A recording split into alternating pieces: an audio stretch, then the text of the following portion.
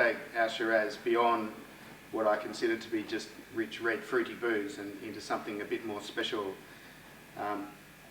It's not really enough for the wine to have blueberry or boysenberry fruit flavours.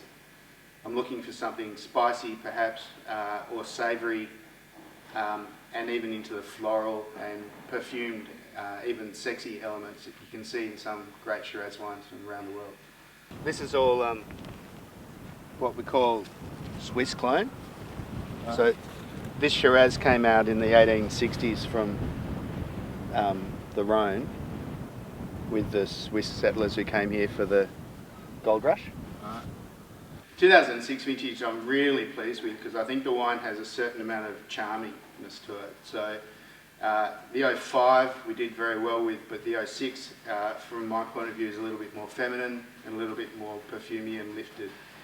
So as I'm getting more confident with this site and as I'm spending more time with these wines, it's my feeling that the wines really want to be medium bodied, and so I've stopped worrying about whether they're big or powerful and started focusing on just what makes them as attractive as possible. And if you think about Pinot Noir and Shiraz as coming from a similar part of the world, and in that part of the world, in France, they're not really worried about power or impact, but more about, I suppose, a sense of grace and personality. And so there's a winemaking thread that runs kind of from Dijon through to Marseille in France, and that's something that I'm trying to, I suppose, bounce off with the winemaking we do here, and trying to make the wines with some sort of elegance, I guess, although it's a really overused word.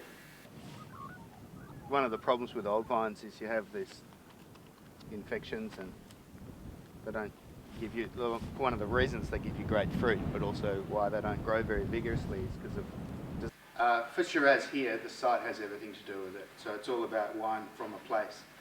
The personality of the vineyard is expressed right through into the bottle, and we're looking for that sense of character, I guess. It's very much like with Pinot Noir.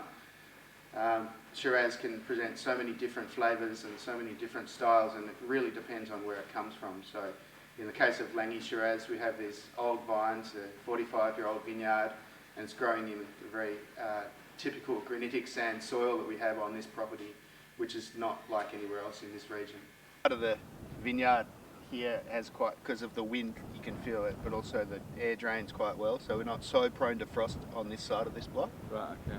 But over there on the far side it gets a cold southwesterly, and there's a dip before you get to the trees and the cold air sits there. Yeah. So that side gets burnt first, and this is where the best, this particular patch we're standing in here is where the best Shiraz comes from. This is a hot spot because it's facing north relatively within this vineyard. Yeah. And we've done a lot of mapping. I've got a bunch of photocopied maps of this site.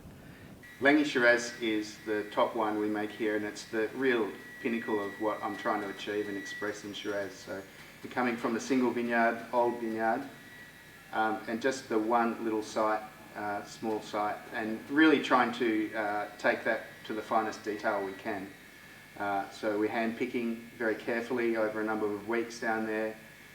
We often leave a lot of fruit on the vine. We really just try to pick the eyes out of it when we harvest it. It's made in very small open fermenters. We don't destem anymore, so it's all done by foot. And, you know, we're literally jumping in there with our shorts on and working the must that way. So it's a very old-fashioned way of making wine, but I think when you look at 2,000 years of history in the Rhone Valley making Shiraz, there's probably something in it. And I think that type of winemaking really brings to our wine another level of perfume and elegance.